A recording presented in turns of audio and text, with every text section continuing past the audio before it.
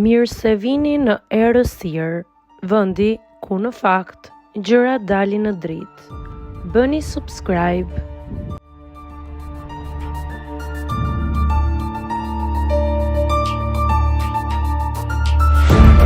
Kam ngelur pa lek, as çmimin e bigut nuk e kam marrë, Gjesti deklaron para gjykatës. Lajmi që ka tronditur së fundmi botën e showbizit ka të bëjë pikërisht me Gjestin, këngëtarin e dashur për publikun, i cili është në paraburgim për 1 muaj si pasojë e veprave penale të kryera. Një deklaratë e tij e fundit ka habitur publikun, ku bëhet me dije se Gjesti ndodhet në kushte të vështira ekonomike pas vdekjes së vëllait të tij, ku ju desh mos të punonte më për muaj me radhë.